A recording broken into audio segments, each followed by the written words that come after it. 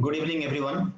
So today we are going to discuss another very interesting topic, GI neuroendocrine tumors.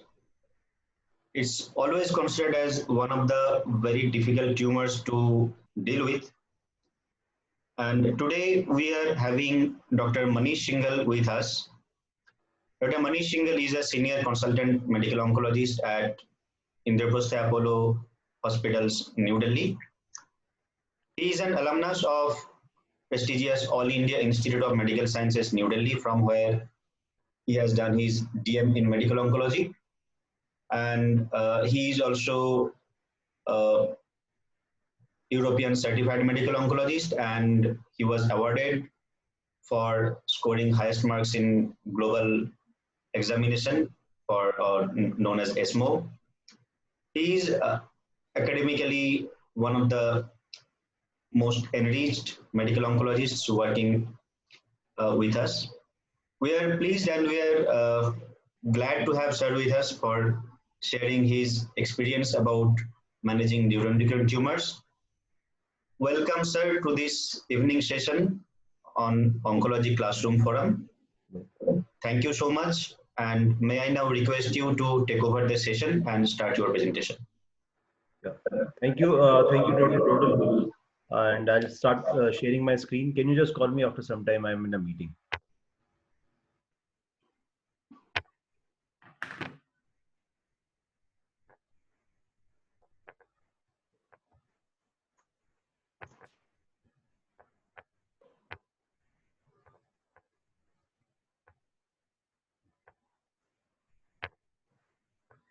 So I hope my screen is visible to everybody. Yes, sir. Yeah. And it's moving as well. Yes, it's moving. So thanks to Dr. Dodal, and I think the oncology classrooms is going on very well. And in next half an hour or so, I'll try to discuss on GI neuroendocrine tumors, and I think what is known to everybody is that it is an amalgamation of different grades of disease and different sites of disease, and which is formally divided into foregut, midgut, and hindgut. But I think this is mostly a nomenclature for to better understand and dissect out this disease. But more or less, the concept of treatment revolves around the stage of the disease and the grade of the disease. So stage and grade is very, very important, and particular syndromes are also associated with this particular neuroendocrine tumors, and we need to identify those syndromes and treat them accordingly. More or less, the treatment is same for all subsets of neuroendocrine tumors. The principles of treatment remain the same, and largely speaking, the principle is if the disease is resectable, it should be resected, and if it is not resectable, then perhaps you need to treat it with endocrine therapy, and there are certain new agents to treat, such as targeted therapies, and whenever it is a high-grade tumor, it is chemotherapy. So on that notion, we will start. The neuroendocrine cells are basically peptide forming producing cells that share neural and endocrine phenotype, and they can exist in different parts of the body in different forms, and they are diffusely distributed within the skin, the thyroid, the lungs, the thymus, the genitourinary, the GI, and the pancreas. And as you can see over here, one second, I'll have to knock it off. And as you can see that, different cells can give, there are different products of these cells, such as the D cells in the GI tract result into somatostatin, and the D cells can give rise to form of neuroendocrine tumors. The enterochromafin cells, they give rise to serotonin and substance P and histamine, which can give rise to carcinoids. So different cells, and these are all neuroendocrine cells or neural endocrine phenotypic cells, which can give rise to different types of hormones and products. And therefore, they can result into different type of tumors when they become malignant. So depending on which cells are involved in the malignant process, the different products are there and different syndromes are there associated with them. And therefore, these are called as neuroendocrine tumors. Sometimes, or mostly, they are non-secretory cells and are not associated with any type of syndrome. So these cells are, and will be discussing today about the GI tract, and I'll include the pancreas in it to discuss how do we diagnose them, how do we treat them, what are the principles of treatment, and how do we approach such patients. So as said that neuroendocrine tumors may have somatostatin receptors, may secrete hormones. They're slow growing tumors, usually can be treated with more than one options, but are supposedly not so common. However, the incidence seems to be rising, and this is not because of increased, so most experts feel that it is not because of increased modalities of treatment and increased capability to diagnose neuroendocrine tumors. There is definitely something more to it. So it is not only the increase in investigation modalities and our capability to diagnose neuroendocrine tumors, there is definitely something more to it, that the incidence is rising. So histopathological assessment is not only about cell morphology, and a good pathologist will be able to diagnose it with general markers that it is suspicious of neuroendocrine, but immunohistochemistry markers with cytokeratin, synaptophysin, chromogranin are important, and sometimes peptide hormones such as serotonin and certain other receptors are important to diagnose it. Ki67 is a very, very important marker. Without that, one cannot grade the tumor. So you have to have a Ki67 for tumor grading, which is a marker of proliferation. Histopathological classification, the WHO 2017 classification divides it into good, bad, and ugly. So the good is Ki67 of less than 2% or up to 2%, which are called as well-differentiated neuroendocrine tumors. Well-differentiated neuroendocrine tumors, grade 2, are generally between Ki67 of 3 to 20%, or they have a the multiplication or the mitosis rate of 3 to 20 per 10 high power field. Anything which is grade 3 is also considered well differentiated, but the Ki67 or more than 20%. And neuroendocrine carcinoma is generally poorly differentiated, and they have a Ki67 or more than 20%, but usually it may be up more than 55%. So the good is the grade 1, the bad is grade 2, and ugly is grade 3. And the differentiation is mainly by Ki67 and the mitosis rate. Sometimes neuroendocrine tumors can have heterogeneity. So within, as is seen in this particular bar chart, a lesion 1 may have a grade 1 tumor, and a lesion 10 may have a grade 3 tumor, or a lesion 12 may have a grade 2 or a grade 3 lesion. So this heterogeneity can develop over time also, and over as you keep on treating them.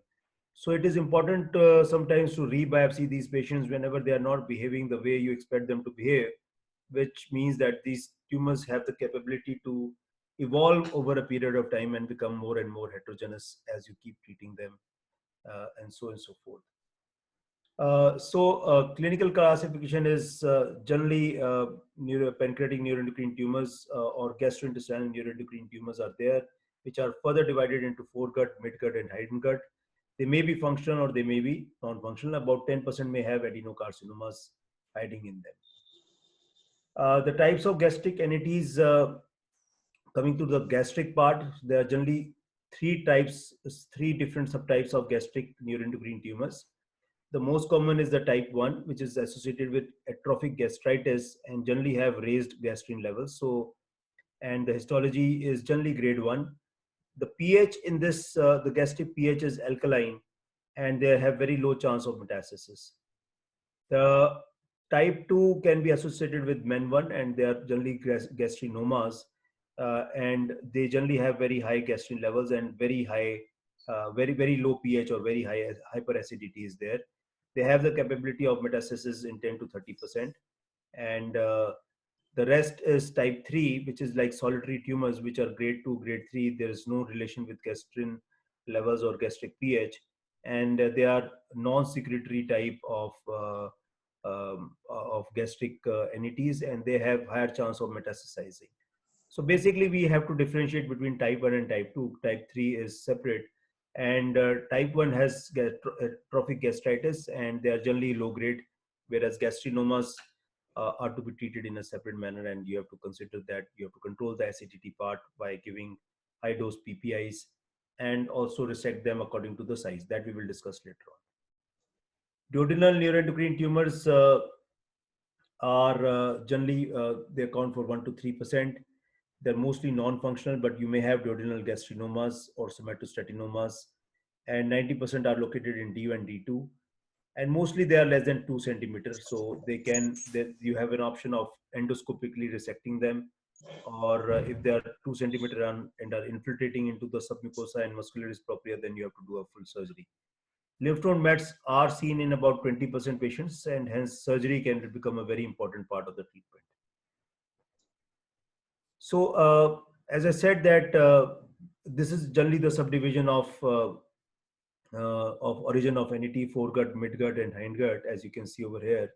So, history, clinical examination, biochemical test, imaging, and histology are the gold standard. So sometimes clinical presentation can include carcinoid syndrome, which is flushing, diarrhea, bronchospasm, and sometimes carcinoid heart disease, which generally involves the right side of the heart. And we have seen a few patients with carcinoid heart disease. And generally, the carcinoid syndrome develops when there is liver metastasis. Less than 5% patients will have carcinoid syndrome who do not have a liver. So as the volume of the disease increases, the chance of having a carcinoid syndrome increases. Carcinoid crisis is a severe form of carcinoid syndrome with hypertension, and generally this can develop during a procedure or general anesthesia, and the patient may have to be put on inotropes also. So carcinoid heart disease can involve patients, the right side of the heart and right valves are involved. And these patients will have right-sided heart failures and tricuspid regurgitation and pulmonary stenosis. And they can have very high NT-proBNP levels also. Sometimes the clinical presentation does not may have only dyspepsia or chronic abdominal pain, some weight loss, sometimes altered bowel habits, and there may be only incidentally diagnosed on surgery and endoscopy. So not necessarily that any specific symptoms may happen. Biochemical test, chromogranin A is very important, and it has a very good sensitivity, although the specificity is low because it can be raised in patients who are chronically on PPIs. Even in atrophic gastritis, renal failure, cirrhosis can have high chromogranin A levels. And poorly differentiated neuroendocrine carcinomas will not have a chromogranin A high levels, and sometimes rectal NETs also do not have very high levels. But chromogranin A is a useful marker and can help you guide therapy as well. More specific is 24-hour urinary 5-HIA levels, that is hydroxyindole acetic acid levels. But mind you that certain foods, such as many fruits, can cause falsely positive results. And they are positive for carcinoids and gastric NETs. Gastric NETs will have high gastrin levels. So these are specific tests. As I said, that those patients who have carcinoid syndrome generally will have a high NT-proBNP, and an echocardiography is generally required in such patients. There are certain other tests which are not routinely done, which are like CTCs, and they have been associated with prognostication. So some patients who have those who have positive CTC and have localized disease, they are likely to do poorly as compared to those who do not have CTCs, but these are not routinely done in routine care. Also, those patients who have larger decrease in the CTC upon treatment, they are associated with better responses, and which we know from many other tumor types where the CTCs drop, the patients likely do better, but these are not routinely used. Of course, generally, the first investigation is a conventional staging and conventional CT scan, and till the time you have a diagnosis, most patients will come with a conventional CT scan or an MRI. Sometimes when you have a diagnosis, you may have to do a CT enterography to find out the primary, whether the primary is lying in a small bowel or not. And CT enterography can have a very good sensitivity and specificity, and can really delineate a small primary in the small intestine or a jejunum or something like that. And of course, the liver metastases are easily diagnosed on a CT scan. Endoscopic ultrasound and small bowel capsule endoscopy are also sometimes required to, whenever there is a small lesion and the depth of invasion is to be seen, then endoscopic ultrasound can really help you to see what is the size of the tumor, the depth of invasion, whether the patient is eligible for an endoscopic resection or not. So all these modalities are important in diagnosing and reaching to the final diagnosis. Somatostatin receptors are present on most of the neuroendocrine tumors, and this is mainly the SST2 receptor, which is targeted by octreotide LAR. So you can see that it is present in different strength in different type of neuroendocrine tumors. And so glucagonoma, insulinomas have less of SST2, and hence somatostatin analogs are sometimes not really used for insulinomas, whereas for gastrinomas and carcinoma tumors, they are very well expressed. So somatostatin receptor scintigraphy or octoscan can help you reveal metastatic disease in most patients, and generally it is combined with a PET. However, in some patients who have grade 3 or poorly differentiated or more than Ki67 or more than 20%, such patients should also undergo a FDG PET, because that may pick up certain lesions which are not picked up on octreoscan or a DOTA PET CT scan. So generally, PET scans involve DOTA knock, gallium-68 PET scans, and they are generally combined with a CT scan. So as I said earlier, that sometimes CT is done separately and later a DOTA PET is done. But mostly nowadays, they are both combined together, and so that patient doesn't have to undergo two different modalities of investigation. So DOTA PET is generally done for low grade or grade 1 and grade 2 type of neuroendocrine tumors, whereas grade 3 and FDG PET should be ordered, because then you are likely to miss on certain lesions, as is seen in this particular chart.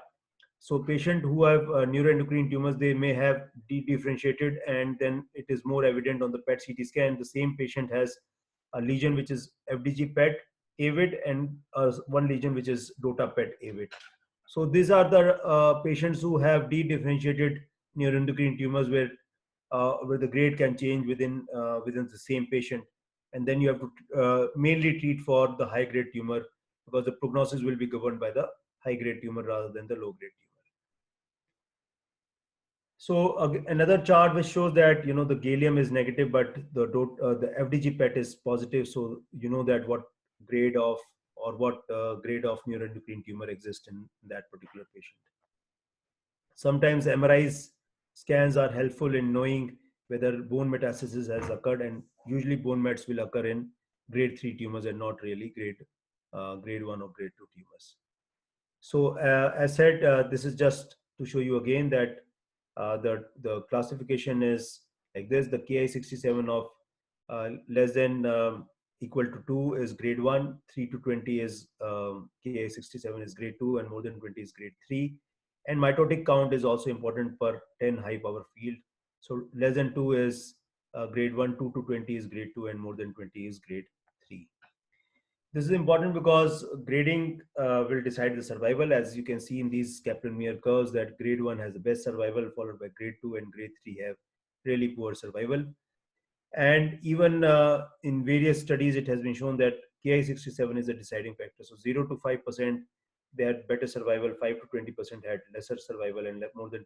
So this differentiation helps you differentiate between the various grades of neuroendocrine tumors, which can help you decide the prognosis of the patient. So looking at the diagnostic algorithm, it is history, clinical examination. You need to see for any type of syndrome which exists in that patient, the carcinoid syndrome or any other syndrome.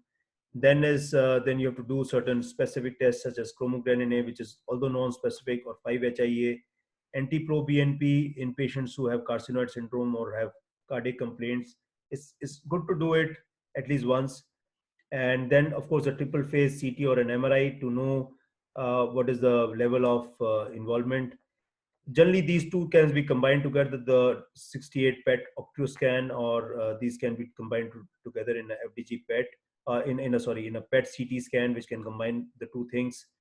Sometimes you may have to do a CT enterography or a capsule endoscopy or EUS to see the depth of invasion in a localized disease, and to see what is the primary by doing a CT enterography or a capsule endoscopy.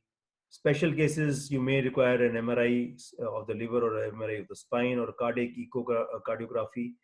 The biopsy will help you know what is the grade of the tumor, and then that is how you will reach the treatment part. So this is how today one would diagnose neuroendocrine tumors. Upon suspicion or upon biopsy, the patient will have special markers done. The Ki67, the histology is important. CTC, miRNA are experimental as of now. All patients will have a chromogranin A level, and molecular imaging will generally allow a DOTA PET CT scan, which will incorporate a PET as well as a CT scan. And sometimes, if the disease is localized, you may have to do an US FNAC or US or endoscopic evaluation to see, or CT enterography just to see where is the primary. If the primary is not easily visible, and all these will help you reach the final diagnosis in a particular patient. So treatment is generally medically control the patient's symptoms if they have syndromes, and resection. So it's always to resect, because resection can lead to better survival. Even if it is non-localized and metastatic, and if metastatectomy can happen, the answer is resection and metastatectomy. If the disease is too advanced for any surgery, then it is systemic therapy and improvement, which can improve and maintain the quality of life. So I'll not go into the surgery part, because we will dwell on the systemic therapy. So the systemic therapy includes somatostatin analogs. So we have got lanreotide and octreotide. Lanreotide is not available, but octreotide LAR is what we use in patients. So somatostatin analogs are the first and the best choice, because they reduce all the syndromes and hypersecretion of various hormones, and it can reduce flushing, diarrhea, and biochemical responses can happen as they block these somatostatin receptors, and it inhibits the secretion of the hormone by the tumor. Sometimes interferon alpha can be combined to control carcinoid syndrome, and there are certain studies that over and above LAR injection, these interferon can help decrease flushing and various other symptoms of carcinoid syndrome. Pasireotide is a novel multi-receptor targeted somatostatin analog. As I said, that SST2 is what is targeted by LAR octreotide, whereas pasireotide blocks not only SST2 but SST1, 3, and 5, not 4, 1, 2, 3, and 5, and so it may have a better effect. So there is a randomized controlled trial where neuroendocrine tumors with carcinoid syndrome was randomized to octreotide LAR versus pasireotide. However, the study did not find any major difference. So in the carcinoid syndrome, there was no major difference between pasireotide and octreotide, because in carcinoid syndrome, I think SST2, which is a somatostatin receptor 2, is well represented, and blocking that alone is enough, and you don't really need to block other receptors by giving pasireotide. So there was no real difference in this particular study.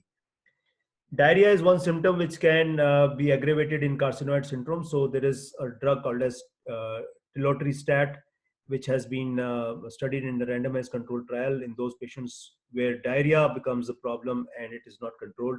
So telotrestat is basically blocker of tryptophan hydroxylase, which basically makes 5-HT by 5-hydroxytryptophan and then serotonin. So it blocks tryptophan hydroxylase. And in this randomized phase 3 study where it was compared to placebo, so telotrestat actually resulted in better control over diarrhea as compared to the placebo arm. Survival is definitely improved in case resection is possible. So always resection should be done. Resection can lead to better survival. Also, these patients can also have mesenteric fibrosis in midgut NETs, and therefore one should look out for dietary modifications, hydronephrosis, malnutrition, and small bowel bacterial overgrowth can happen. So these are certain things which one has to keep in mind in case mesenteric fibrosis starts happening. Other therapies where limited metastasis is there in the liver, so one can think of embolization, one can also think of radiofrequency ablation, and last not the least, PRRT therapy is also there in gastrointestinal neuroendocrine tumors, and we'll discuss more about that. Also, the systemic therapy with mTOR inhibitors has also been studied in this particular regard, and we'll just see what it has to offer. So as far as mid-gut tumors are concerned, in neuroendocrine tumors, we have a study called as the PROMIT study, where placebo was compared to LAR therapy, that is long-acting somatostatin receptor analog, where the median time to progression was increased from 6 months to 14.3 months. This was a JCO publication. Also, the stable disease was increased from 37% to 66%. Another study of lanreotide called as the Clarinet study was compared with placebo, and the placebo arm had a median progression-free survival of 18 months, which was much better than what was there in the control arm of the PROMIT study. But it was a different study population, so one cannot compare cross trial. And lanreotide resulted into betterment of the progression-free survival. So so both the drugs are approved, both lanreotide autogel as also LAR30. There's another study of mid-gut neuroendocrine tumors. Mind you, the other study was on carcinoid syndrome. This is non-secretory tumors. And over here, pasireotide LAR performed better than octreotide LAR. So this is another option where the PFS was increased from 6.8 months to 11.8 months. As I said, that there is one study where octreotide was combined with interferon alpha, which although did not have survival benefit in mid-gut tumors, but had reduced risk of tumor progression. But this is not routinely used, although the NCCN guidelines does give interferon alpha as one of the treatment options to combine with octreotide to get better results. But this is not what I have routinely used or I have ever used, as a matter of fact. Those who have neuroendocrine carcinomas, such as the high-grade tumors, they are generally treated with chemotherapy. And over here, the difference is between whether the Ki-67 is more than 55% or less than 55%. So those patients who have a Ki-67 of 20 to 55%, they would be treated with a combination of temozolomide or capecitabine. But those who have Ki-67 or more than 55%, generally they will be treated with platinum-based chemotherapy. So Ki-67 is very important, and so that can help you decide what type of therapy you would like to give.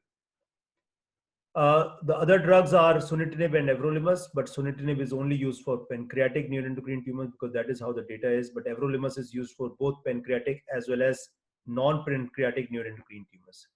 So the RADIANT 2 was a phase 3 study, although overall it was a negative study. It was for low and intermediate grade neuroendocrine tumors, mainly consisting of patients with neuroendocrine with carcinoid syndrome as well. And they were low grade tumors, and they were randomized to everolimus plus octreotide versus octreotide alone. It was necessary to give octreotide with everolimus in this particular study. And the primary endpoint was PFS. Although there was improvement in the PFS from 11 months to 16.4 months, but the p-value is 0.02, but it did not reach statistical significance. So it was not really approved for carcinoid syndrome and patients with mid-gut tumors. Although the PFS for all subtypes was in favor of using the everolimus, but the regulatory approval was not received. Therefore, the Novartis people, they did another study called as the RADIANT 4 study, where it was not necessary to give LAR30. These patients could have progressed on LAR30, and it was placebo versus everolimus. So just see the difference.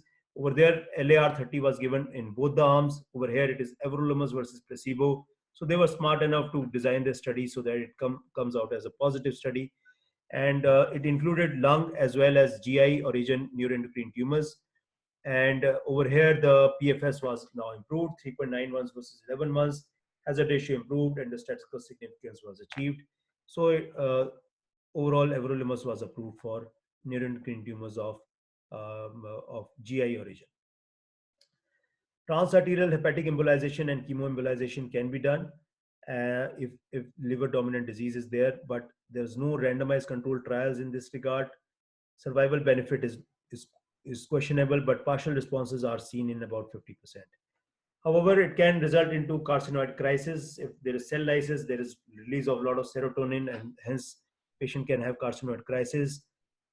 IV octreotide infusion has to be pre and post therapy in midgut carcinoid so that there is no carcinoid crisis. However, hepatic failure, one has to consider what is the normal volume of normal liver which is there, and to avoid any unseen mortality with embolization, bland embolization or chemoembolization. Other methods of liver-directed therapies are radiofrequency ablation, laser-induced thermotherapy, cryotherapies. So generally, if there is limited disease and less than 3 centimeter lesions, such therapies can be helpful. Somatostatin analog targeted radiotherapy, and these are beta-emitting somatostatin analog delivery, delivering a lethal radiation dose.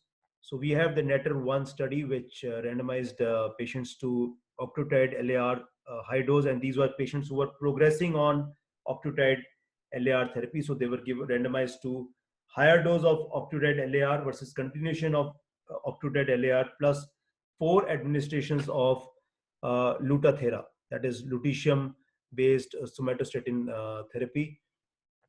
And it was an international randomized controlled trial. And as you can see that the progression-free survival was in excess of 28-30 months as compared to around 11 months in the control arm. So overall survival was also improved, and as you can see in this forest plot that all subsets improved.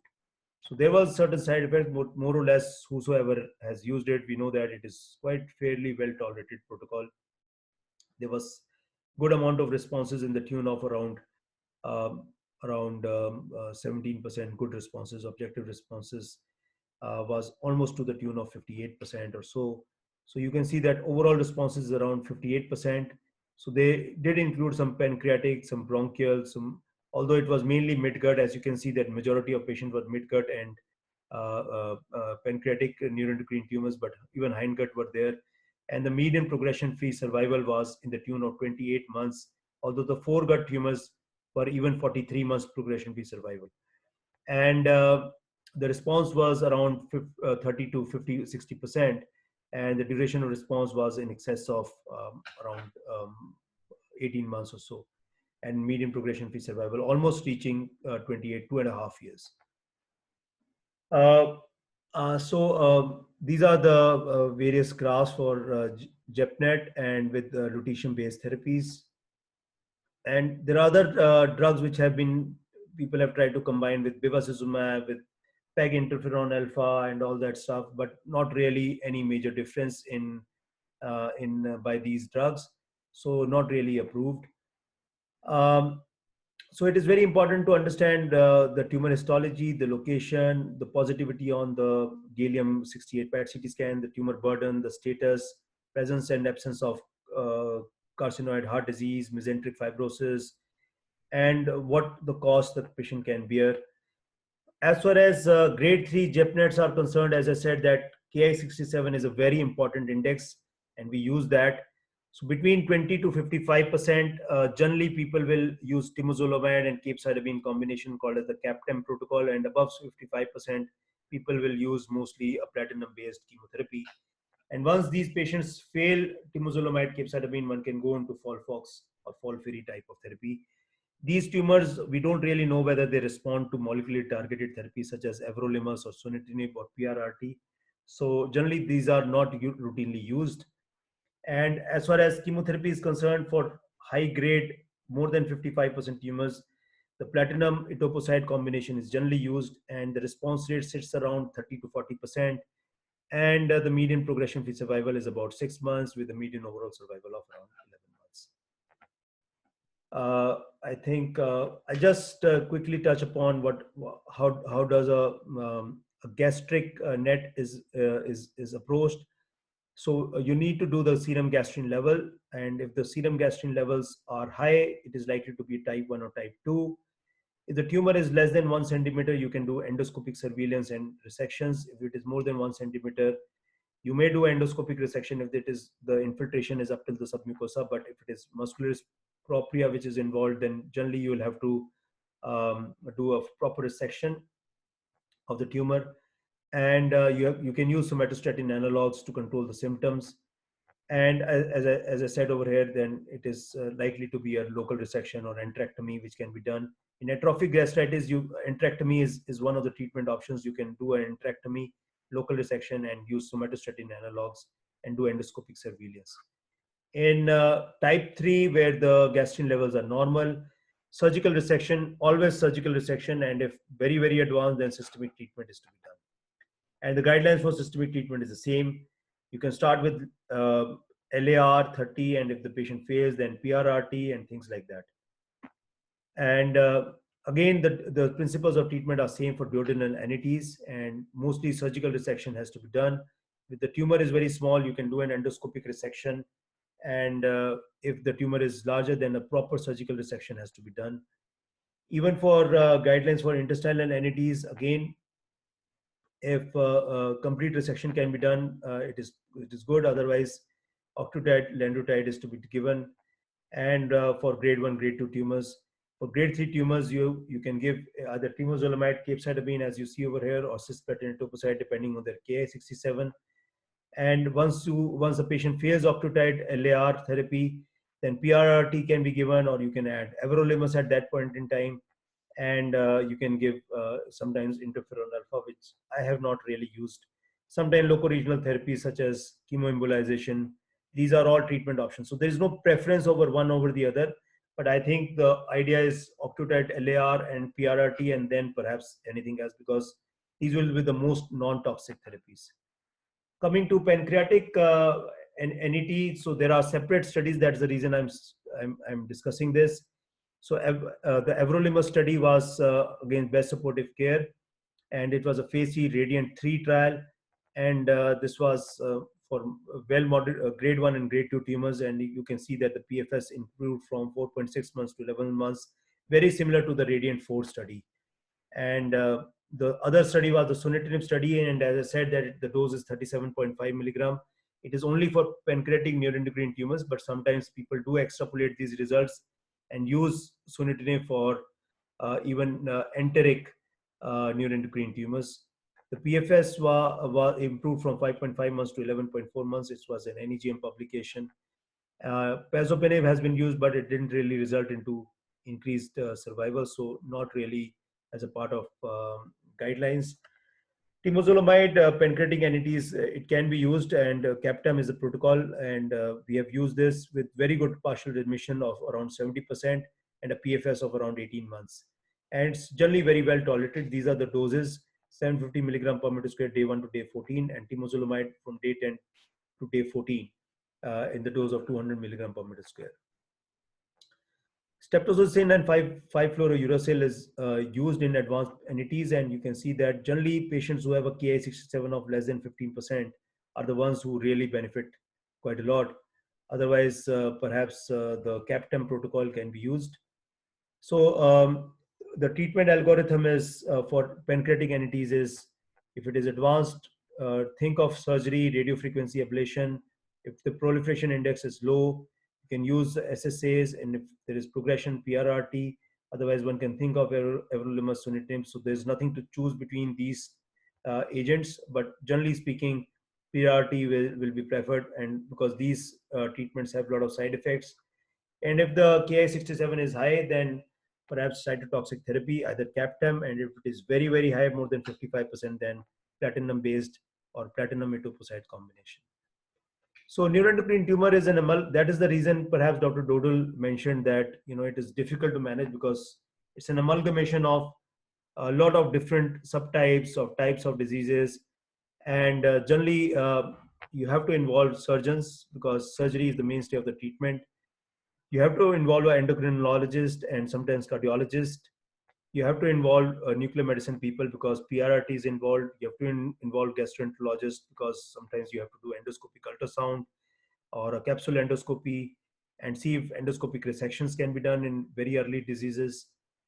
Of course, oncologists are there, and pain palliative care specialists. Pathologist is a very important member of treating neuroendocrine tumors, because you need to know the correct diagnosis. The Ki-67 and the grading of the tumor is very, very important. It cannot be diagnosed on an FNAC. You've got to have a biopsy. And so multidisciplinary approach is very important in diagnosing, accurate diagnosing, staging of disease, evaluation on quality of life, and consensus agreement on treatment plan with the surgeon, with the nuclear medicine doctor, medical oncologist, and of course the patient. Thank you very much.